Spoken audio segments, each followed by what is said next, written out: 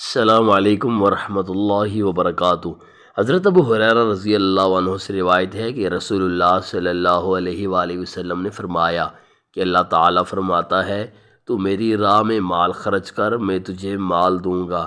اور فرمایا کہ اللہ کے ہاتھ بھرے ہوئے ہیں، رات دن خرچ کرنے سے بھی خالی نہیں ہوتے۔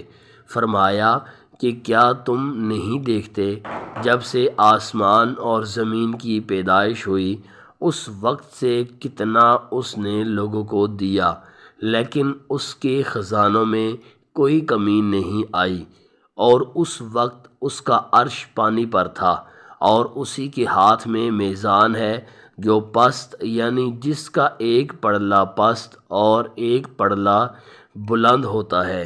بخاری۔ معزز ناظرین، ارشاد باری تعالی ہے، اور یاد کرو جب تمہارے رب نے اعلان فرما دیا کہ اگر تم میرا شکر ادا کرو گے تو میں تمہیں اور زیادہ مال و دولت عطا کروں گا، اور اگر تم ناشکری کرو گے تو میرا عذاب سخت ہے۔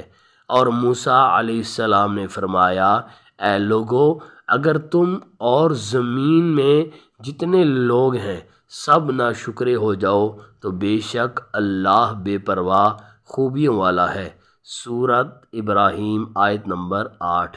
حضرت انس رضی اللہ عنہ فرماتے ہیں کہ رسول کریم صلی اللہ علیہ وآلہ وسلم نے فرمایا، جو شخص چاہتا ہے کہ اس کے رزق میں وسعت و فراخی اور اس کی اجل میں تاخیر کی جائے، یعنی اس کی عمر دراز ہو، تو اس کو چاہیے کہ وہ رشتہ داروں کے ساتھ حسن سلوک اور احسان کرے۔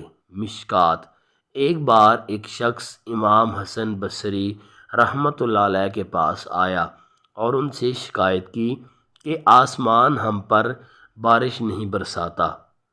انہوں نے جواب دیا، اللہ کی بخشش طلب کرو، یعنی استغفر اللہ کرو۔ پھر ایک اور شخص ان کے پاس آیا اور کہا، میں غربت کی شکایت کرتا ہوں۔ انہوں نے جواب دیا، اللہ کی بخشش طلب کرو۔ پھر ایک اور شخص ان کے پاس آیا اور شکایت کی، میری بیوی بانجھ ہے، وہ بچے پیدا نہیں کر سکتی۔ انہوں نے جواب دیا، اللہ کی بخشش طلب کرو۔ جو لوگ موجود تھے انہوں نے امام حسن رحمۃ اللہ علیہ سے فرمایا، ہر بار شخص آپ کے پاس شکایت لے کر آیا، آپ نے صرف اللہ سے بخشش طلب کرنے کی اسے ہدایت کی۔ امام حسن بصری رحمۃ اللہ علیہ نے جواب دیا، کیا تم نے اللہ کا بیان نہیں پڑھا؟ اپنے رب سے بخشش طلب کرو، بے شک وہ بڑا بخشنے والا ہے۔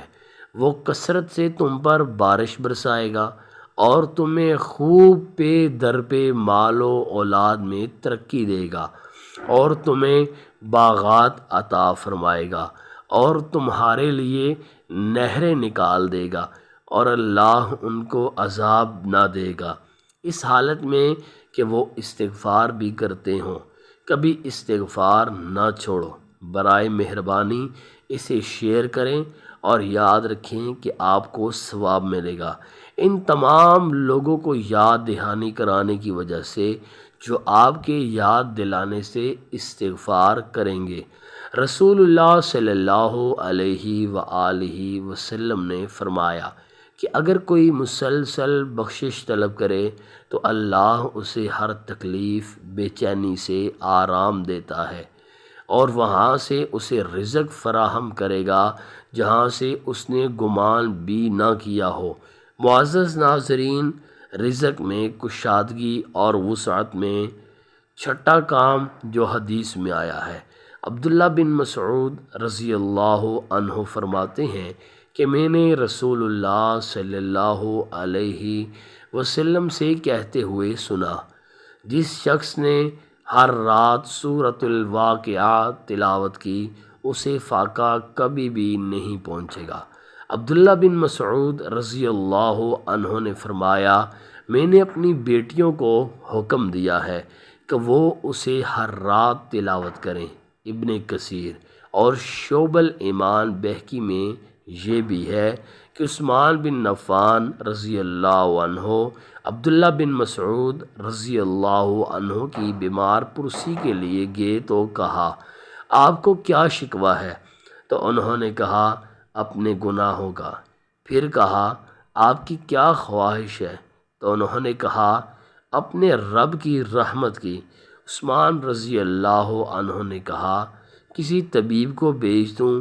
کہنے لگے طبیب نے ہی تو بیمار کیا ہے۔ پھر کہا میں تمہارے لیے کچھ مال کا حکم دوں؟ کہنے لگے ایک دن پہلے آپ نے مجھے اس سے منع کیا ہے، مجھے اس کی حاجت نہیں۔ عثمان رضی اللہ عنہ نے کہا اسے اپنے اہل و عیال کے لیے چھوڑ دینا۔ کہنے لگے میں نے انہیں ایک ایسی چیز کی تعلیم دی ہے جب وہ اسے پڑھیں گے تو فقیر نہیں ہوں گے۔ میں نے رسول اللہ صلی اللہ علیہ وسلم کو کہتے ہوئے سنا ہے جس نے ہر رات سورۃ الواقعہ کی تلاوت کی وہ فقیر نہیں ہوگا۔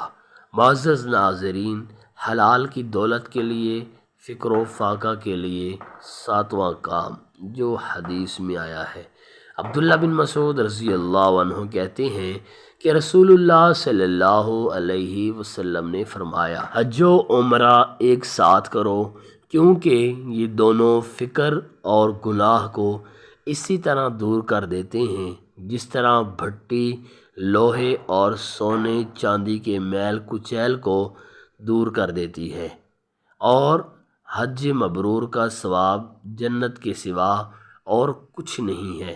ترمذی۔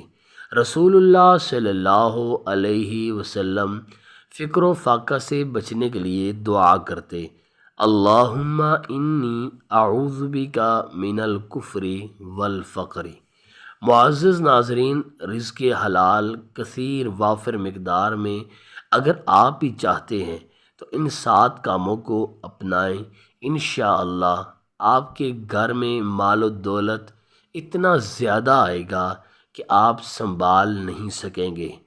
اور معزز ناظرین، ویڈیو کو صدقہ جاریہ سمجھتے ہوئے اجر و ثواب کی نیت سے اپنے دوست احباب کے ساتھ ضرور شیئر کیجیے۔ ویڈیو کو لائک کیجیے، چینل کو سبسکرائب کیجیے۔